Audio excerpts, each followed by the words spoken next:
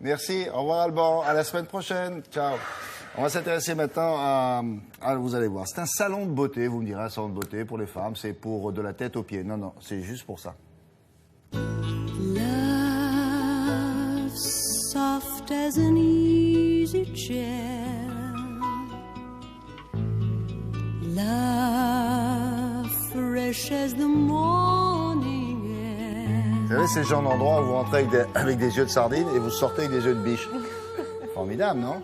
Mais c'est un salon, c'est pas, on appelle ça pas le une boutique. Non, non, c'est le boudoir du regard. Déjà, le boudoir, ça fait rêver, ça fait rêver, effectivement. Alors, c'est une Française qui s'appelle Florence Tenim, qui était plutôt dans la communication et qui en a eu un petit peu assez de son travail et qui s'est dit, moi, voilà, j'aime le dessin, j'aime les yeux et je vais faire ce qu'il y a aux États-Unis. Il n'y en a pas en France, c'est vraiment une première sur Paris. Bientôt, il y aura un deuxième boudoir pas loin de la Bastille, là, on est dans le cœur du 16e.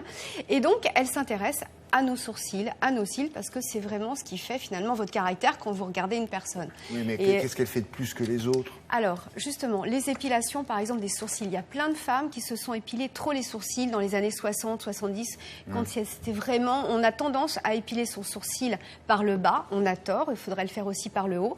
Donc, elle ne fait pas du tatouage. Moi, j'étais un petit peu sceptique en me disant, oui, on va tatouer le sourcil, c'est pas très beau. Souvent, vous avez un trait noir comme ça et ça fait pas naturel. Là, c'est la micropigmentation, vraiment, elle colore, vous allez voir, c'est assez incroyable. J'ai découvert le mascara semi-permanent, donc ça c'est bien pour les femmes qui ne savent pas, qui n'aiment pas se poser du mascara par exemple, pas tous les matins, pas tous les jours. On part en vacances, on a envie d'avoir toujours l'œil mat. Alors il y a la teinture, mais la teinture ça va pas vous allonger votre cil, ça va pas le recourber, ça va pas l'épaissir. Vous avez les extensions de cils aussi pour toutes celles qui n'ont pas de cils et qui voudraient avoir vraiment un regard de biche. Voilà, donc nous sommes allés rencontrer Florence, nous avons testé ces techniques sur différentes femmes, regardez. Dans les yeux. Le regard, c'est très important. C'est vraiment l'expression du visage. Les sourcils vont structurer le regard et les cils, c'est le côté glamour. Je voulais faire un espace convivial où on s'occupe du regard, exclusivement du regard. C'est un concept qui n'existait pas en France. Pour les cils, la nouveauté, c'est vraiment le mascara semi-permanent. On va d'abord pratiquer un rehaussement de cils pour les recourber, parce que ça ne sert à rien de poser un mascara semi-permanent sur des cils qui sont droits et tombants. Et ensuite, on va poser le mascara avec une petite brosse et une pâte noire. La pose dure à peu près 1 heure. Ça coûte 150 €.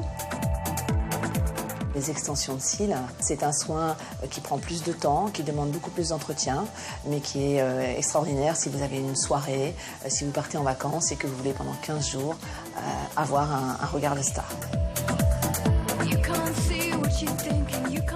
On va vraiment harmoniser le sourcil en fonction de l'âge, en fonction de la couleur des cheveux, en fonction de la morphologie du visage.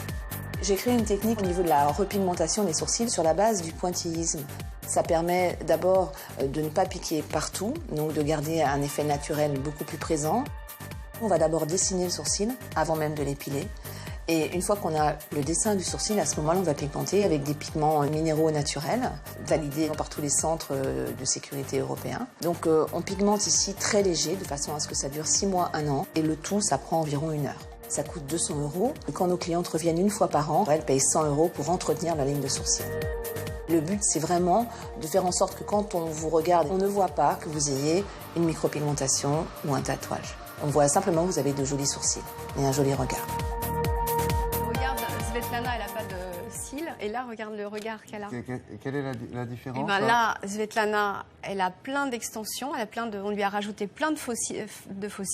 Parce qu'elle avait fossiles, j'ai vu, oui. Mais les sourcils, il n'a pas été touché. Ah non, non, parce qu'elle ne voulait pas qu'on lui touche. On lui a juste redessiné, parce que c'est pareil, elle avait trop épilé par en dessous. Il ne faut pas épiler trop par en dessous. Non, mais là, ça fait pas trop mini. Ah ben non, mais le but du jeu, c'est d'être naturel, William. Oui, c'est ça.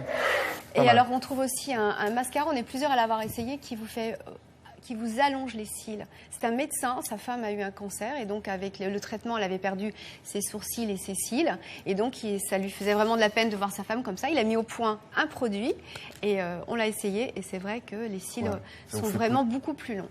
Ça vous fait pousser les cils? Oui, ça vous fait pousser les cils. Nous sommes 3 à l'avoir essayé. Il y a Laura, Charlotte et moi. C'est vrai, ça marche.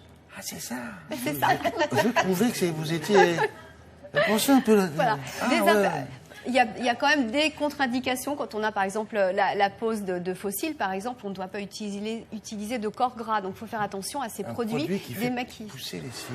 Incroyable. C'est nouveau. Bon. Ça vient des États-Unis, comme toujours. Oui, de Californie. Merci beaucoup, mademoiselle. À bientôt. On se retrouve tout à l'heure, madame, monsieur, juste après la pub et le journal. Love, soft as an easy chair,